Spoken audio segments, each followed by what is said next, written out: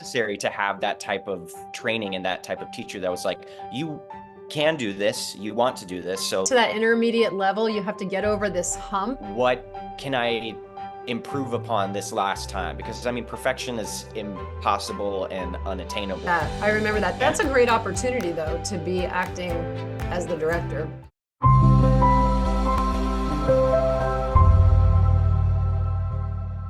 Welcome to Making It Happen, a career in the performing arts, where we discuss how to break into the performing arts industry for yourself or your child, teen, or young adult. Guests include professionals who are passionate and share my vision of helping talented individuals land professional representation and have successful careers in the arts. My name is Leesa Csolak, and my guest today is Dan Rosales. Yeah, it's interesting that you say that, and I think part of it is what I'm hearing from you is also always looking at the glass half full. Like it's not half empty in any room. Like you can find something that you're learning or that is special about every space that you're in. And as you kind of mentioned, even if someone is doing it in a wrong way, you can pick that up as, especially as a young performer, I think. This is great. This is like you have no idea, Dan. You have no idea how excited I am That was about great. this. I loved it. Yeah. Because this is what people need to hear, and this is what I'm all about. You know what I mean? They need to hear this side of it, because everyone knows what it's like to feel really great on opening night. You know what I mean? And like what it's like to walk the red carpet. Like that's what they see, right? Because they see what the media shows us. They don't see what's behind this curtain that, you know, has a gatekeeper standing next to it. Of course. There's so many, like, as much of a student of this art form that I love to be, you know, we don't talk about the rejection a lot. We don't talk about the jobs that I've gotten so close to and the rooms that I've been in so close that big shows, huge shows here, and huge TV shows of film roles, you know, that I've gotten so close to. But it's all about the relationships you make. If I didn't get that close to that project, then that choreographer wouldn't have recommended me to this director to be his assistant. You know, it's all like it all comes together in the way that it's supposed to. And it will never be what you expect it to be. No, it's never going to be what you expect it to be. And what you said is so true. People don't have an understanding. Like I deal with parents too, like I mentioned, of children and teens that are doing this in a very safe way, listeners, in a very safe and appropriate way, because I teach everything about the inside of this business so that you can know what you're doing. But, you know, they don't understand. They'll say to me, well, my child, you know, we got a manager, we got an agent, and my child had, you know, 3 auditions this year and he didn't get any of them. And I'm like, okay, I have an Excel sheet. When my child was 10, 11, 12 years old, they went to 220 auditions. And yes, they booked 12 of them, but look at the math. You know, and part of that was callbacks and whatever, but I kept very close track of all of it. And it's so true, because even my own kids and all of everyone I talk to, all the guests on the podcast who are, you know, people who worked in the industry, it's so true. You get so close. You're one of 2 and you're in a chemistry read for a role that could change your life and thrust you into A-list, and it's a pass. But I love your perception of this, because I kind of knew that this is the way this interview was going to go. I have to tell you, because I could feel you from the moment I met you. I was like, no, I get this guy. But you know, like your perception and your perspective, that these are the people that you meet that are important, and the relationships are important. And when you're the right, as they say in the industry, puzzle piece for the project, then it's going to be yours to take, you know, hence Gatsby and the other big things that you have done. But yeah, I mean, you know what, too, I feel like you cannot know specifically what that writer, what that director is really looking for, what they're looking for in that cast. Like, what are they trying to put together? And so talk about in the audition room, like, how do you approach that when, like, do you ever find yourself, or had you ever found yourself trying to figure out what they want? I mean, obviously that's a little part of it, but are you giving like, talk about your kind of your, I don't know what to call it, your method, or your, what should we call that? I don't know.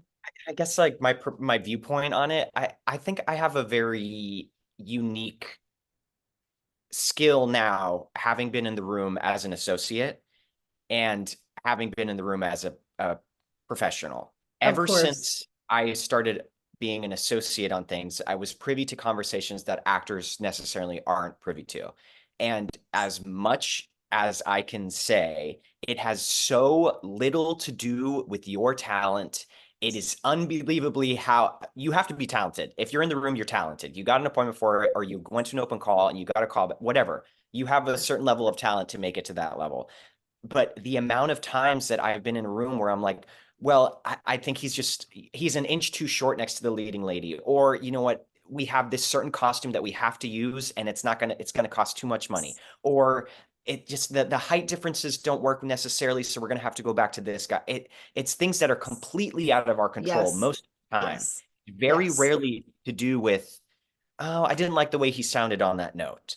It's so rarely that. And it's Mhm. mostly how you walk into a room, how you present yourself. Do these people want to work with you? Yes, I was just going to say, do they want to work with you? Are you going to be that guy that is part of that collaborative process in a good way? Do Yes. they like your vibe? And that's something I Yeah. think a lot of people need to work on because Uh-huh. they're hyper analyzing what they think creatives Oh, want of in the course. room, and then it affects them being themselves in that Yeah. moment. There's so much that goes into that, but you make I such a mean, good point when you get on the other side of the table, and mhm. I have been in that space as well. And then you have a different, I almost wish that everyone had the opportunity to go, you're going to be an associate director, you're I going to be an know. assistant choreographer, you're going to be an assistant dance captain, like whatever it is, so that they see that. Because I Yeah, think people give up I do too. before. And I think it's so, especially for like collegiate programs, I think having like a residence or an associate program or like a casting program where like it's a group of students instead of being in the main stage or whatever show, they work as the associates for that production and they go into the casting room. Because even being a reader in audition rooms, it's so informative. It's so informative. And that is one of the most enlightening processes I've ever had because you're kind of removed. You're not on the creative team and you're not in for the production. So you're kind of in this neutral zone of seeing how people approach material, how they come into a room, Mhm. how they treat themselves, the accompanist, how they treat the creative team, and then as soon as they leave the room, how the creative team received them. It's one of the most eye-opening processes in theater that Mhm. I've ever experienced, and it's so incredible to watch. And if you ever have the opportunity to be a reader or have a casting director friend or someone, like please ask to be a reader. But I think as an actor, knowing what I know as an associate, it's hard to do, but it's releasing the expectation from yourself and just preparing whatever sides you have, doing it to the best of your ability, Yeah. because what people really want to see is how how good you are, not how talented you are, how good you are, you know? It's Yeah. very little to do with talent. And Yeah. so I struggle with this too, is releasing the expectation, especially when I'm doing a self-tape or something. My God, it's like a never-ending cycle. I do 20 takes. I'm like, I Yeah. use like the first three takes because, I'm like, all right, I know this stuff. I'm going to do this. And if they want to see something specific for a specific character, most of the time they'll ask you. Yeah. Or if they notice, like, actually, this character has a Southern accent. Can you do the sides again in a Southern accent? Like, oh my Yeah. gosh. Like, if there's something specific that they're looking for, they'll either put it in the breakdown or they'll ask you to do it another way. And it has very little to do with how you come into the room expecting what their expectations are. So now you have the expectations of yourself, and then you have the expectations of the creative team. And all that does is boggle down your process and make you look like a robot. Because who are you? What are you doing? Who are you singing this for? What's going on? It doesn't help anything at all. Yeah, exactly. I think you have to be yourself. You have to be your confident self in the room, but people want to hyper analyze everything, and that it's not the way to approach it, actually. But you know what? Like you said, with the self-tape world, we could segue to that. I mean, I saw that coming because even before COVID, I saw that, oh, we're going in this direction. Like this is going to start to happen. And then with, of course, the pandemic solidifying that, now pretty much everything is self-tapes. I mean, have you been also doing self-tapes for stage work for Broadway shows? Like, Yeah. was your initial call for, maybe talk about that a little bit? Yeah, I mean, my initial call for Gatsby, I think, was actually an in-person appointment, and which I love. I love getting in the room. Mhm. The energy shifts when you walk into a room in whatever way, and it's very hard to do that in a streamed medium or something that's taped. Yeah, You get true. an idea of it, but you're not really going to see how tall I am. You're not going to really see how I carry myself. You're going to see this tiny little Zoom Hmm. screen, which is Hmm. catered for film and television. So when you try Yes. to put a, a, a theatrical spin on something that you're doing in this, not that it won't work, but it's different. So it presents unique challenges and opportunities because you get to do it again, however many times you want to do it. Hmm.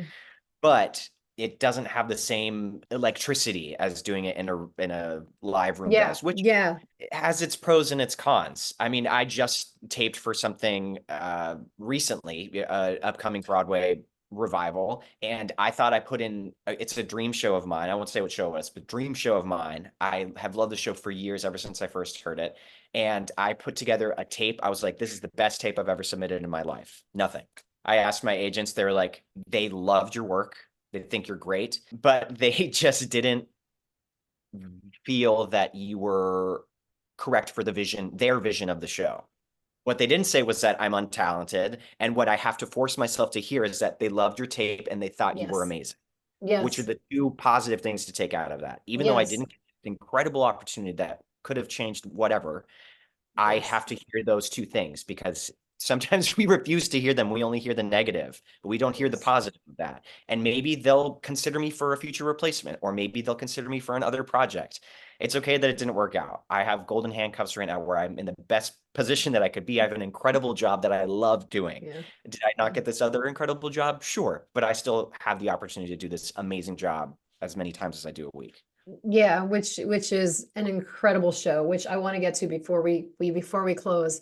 But Mm. let me say one thing about the self-tape world. I feel like, and what's happening at all the universities of recent is they're starting to try to put in to MT programs the acting for film and TV because Mhm. of the self-tape world that we're in. Because as you said, the casting people are looking at you on a very small screen, and so you do have to present yourself more like an actor who's specific to film and television for that, because the Yeah. other doesn't read. It becomes too big and too crazy for Yeah. them to see. And it's hard because I think casting they're looking at so many hundreds of submissions that they Mhm. don't really give you the benefit of the doubt if you are having problems with sound, or if you're having, because of the room you're in, because you're in an Right. apartment or you're in a hotel room trying to do the self-tape, or the lighting isn't great. We've all become, And we've all been producers there of too. Yeah, film. We've exactly. all been in that space, but you have to make it work. You need Yeah, to do a voiceover and you got to get it in, and you're at a party, go sit in your car and do it. Like we right, all right. we all live in that space.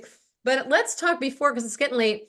Mhm. And I so appreciate your time. You have no idea how excited I Oh am my about gosh, of this. course. I'm so Yeah. thrilled. This has been amazing. It's so good. So talk about Gatsby, talk about, your position, what you're doing on stage, and your experience, like maybe the first time you went on as, here you are, a lead role in a major Broadway show that is just, I don't know, it's doing so well, and I'm so excited about it. And Yeah. just to let everybody know, my son Kurt is also in the show with Dan, and it's just an amazing show. You have to go see it. But anyway, let me let you talk about that. Maybe talk a little bit about the prep for that lead role and how you balance being an ensemble member that is so featured and what those features are, and then jumping to, okay, now I'm like the lead of the entire show. It's amazing. It's the best job I've ever had in my life. I love going to work every day. I work with the best people on Broadway. I love Kurt. Kurt's amazing. We actually share our dressing room stations are right next to each other. So Oh, I I didn't talk, know that. I didn't yeah. know that. It's the best group of people, and we all really gelled in a way which I realize is rare. Not every show has this, not every workplace has that, but we all really gel in a really cool, fun way that makes going to work exciting Hmm. every night. And if Hmm. I'm tired and sometimes I want to lay on my couch, but what I will say is that I love Yes. going to work. Eight The prep shows a work, week is not, yeah, eight it's shows a week exhausting. Yeah, is not easy. Yeah, yeah. So when somebody doesn't do stage door and you really wanted their autograph, don't be upset. They're don't be probably upset. just super tired, Yeah, or they're they totally just are exhausted. going home to their kid or, trying to catch that last train to New Jersey, it's never personal. It's always, Yeah. Yeah. but the So work for it, we were fortunate in this specific instance that we had a pre-production dance workshop for Gatsby before the paper mill production. So almost a year okay. ago, actually, over a year ago. And not considering myself a dancer first, I know that I can move pretty well. I can fool it in a lot of situations. I have good technique from my school. Mhm. I by no means a Kurt or Kevin Solak, I will say, but I can pretend very well. Um, that was so informative, and it kind of sparked something in me. I was like, oh my gosh, every other single person in this room is getting it on the first try, and it's taking me 2 tries to get it. So what can I do to try to be better at that and get it on the first try as well? And it's just a lot of defying your own expectations and Yeah. raising the bar for yourself. And Yeah. so I worked hard. I went to the gym. I reviewed choreo on my own. I did it at home. I did it in the shower. And then it got to a point where I was like, oh, I'm getting this now. And I'm getting it on the first try. Or I'm going Mm-hmm. to change some part of the choreography. That's not going to throw me for a loop. It's a lot of the mental hurdles that we have to kind of throw away, cast away to the side and be like, I'm here in this room for a reason. I deserve to be in this room, and Yes. not letting the self-talk get you down. Yeah. I don't really know if there's a right way to prepare to lead a Broadway show in the way that the roles that I cover do. The way that I was thrown into doing it for the first time, and granted, I did do it at Paper Mill, there was no understudy rehearsal. It was kind of an emergency situation where I was the only person that was kind of rehearsed I to think go I on. heard about this. I think I heard about this Yeah, I mean, being went my on. costumes for that role weren't finished, so it was like a hodgepodge of my ensemble costumes with like a hat or like a different pair of shoes. I think it was our sixth preview or maybe our eighth No preview. way. And No we way. show it's still changing. I mean, and not only do we have to know those roles that we cover, but we also have to know our ensemble roles and our features and how those roles are changing and how they fit into the show. So at that point in time, even though it's your job, yes, of course, I knew what the lines were, I knew what the notes were, but you have to focus on what's the task at hand. And that my task at hand at that moment was making sure I knew what my ensemble track was doing and how that interacted with everyone else. And Hmm. then when I got the call or I got a notice, I was like, okay, don't panic. I have to shift gears. Let That's me look right. at, Don't panic. don't panic. I Don't don't panic. know. I have to look at the script. I know all of these lines. Do I know the changes? Yes. What changed today?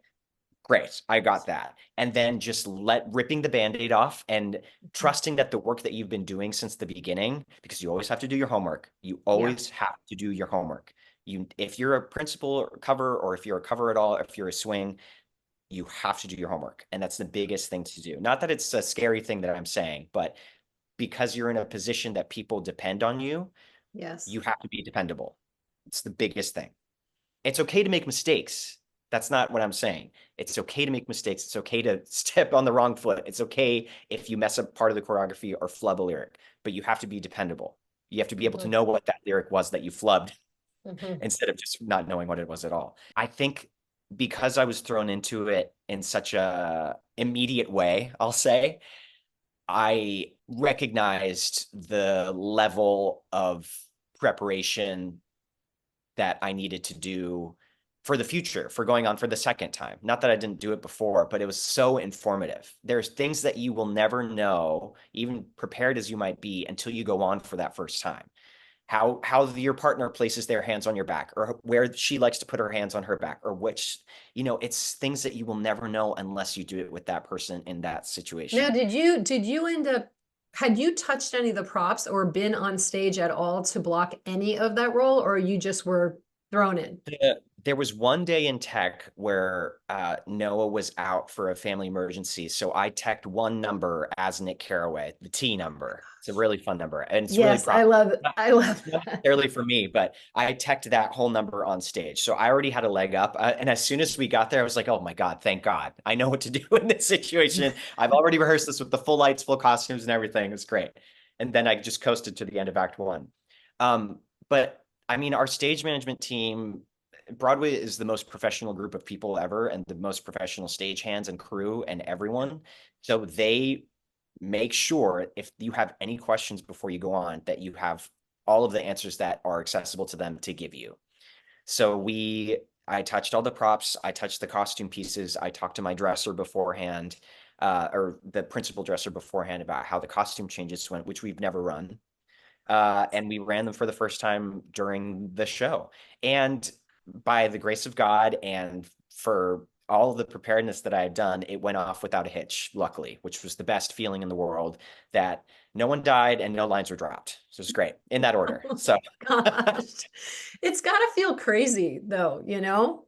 It's gotta feel yeah, crazy in the moment. And I guess you just have to trust yourself that the lines are gonna come out and that the lyrics are gonna be there. it is crazy. It's doing a job for the first time that you've never done before. It's kind of like those dreams that you have, not to scare anyone. It's those dreams that you have that are maybe kind of like nightmares where you're like, I'm going on for the lead role. What play am I doing? What song is this? I've never heard these lyrics, you know? It's those types of like inner saboteur, like self-talk that you have to just be like, I know what I'm doing. Yeah. Something that I do before I go on for my cover tracks every time is I whisper to myself, I've got this. I've got this. And I say it a couple of times to myself. I shake it out, and I'm literally staring at the back of Jeremy Jordan's head, sharing the stage with two theater icons. And I tell myself, I was like, I've got this. And then I walk out on stage and I start my first monologue. And it's just that little shift of telling yourself that positive reinforcement for yourself. It's such a better way to start a show than like, oh my gosh, what's the first line? It's you change your entire trajectory for that evening if you just, even if you don't necessarily believe it, if you tell yourself you believe it, it might end up being true. Yeah, it's again, it's being in that positive mindset, you know, like whether that's in the wings before you walk on to do Yeah, whatever. And I think if you have people around you that are so talented and know what their jobs are, that makes it obviously way more easier, of you know, course. Yeah. way easy. But yeah, I think that starts, and sometimes that mentality and that perspective has to start when you're young. And I think you do have to surround yourself with people who help you go through that. Was there ever someone that kind of helped you with that, having that perspective and that mentality in those moments? I mean, certainly my parents in their own way, every parent kind of tells their child that, they're the best and they're amazing. And of Yeah. course, but I think my parents did it, of course, in that way, but also in a way that was, that I could call upon. That was like, you can rise to any challenge because you're capable. You can do anything you set your mind to. And I heard that over and over. You can do anything you set your mind to. You could be a doctor, you could be an astronaut. Yes, Sure, you yes. can do Broadway. You can do anything that you set your mind to. And I think that's why, for me, perspectives are so important in the way that I approach any work, any room, any job, that it was hearing that from a young age. It's just, if you work hard enough and you tell yourself you can do something, you can do whatever you want. I love that. That's so Mm. great. So last point, because Mhm. it's late. Thank you so much because Oh we're going no, over a little bit. Thank happy you. to stay. I could Oh talk my about this for goodness. hours. I love it. I know. It's so well because it's all perspective and it's all understanding what's going on in those rooms, and how to handle yourself and how to get yourself mentally prepared for all of this, which is what I'm all about, which is just so cool that Yeah. we're connecting in this way.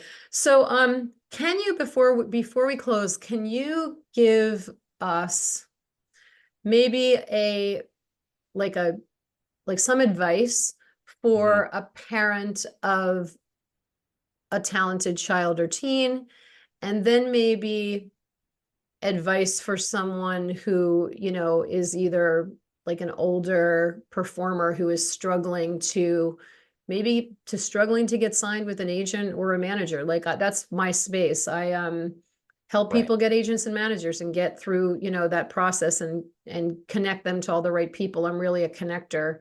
Um, but maybe some advice for the people who are considering this field. Yeah.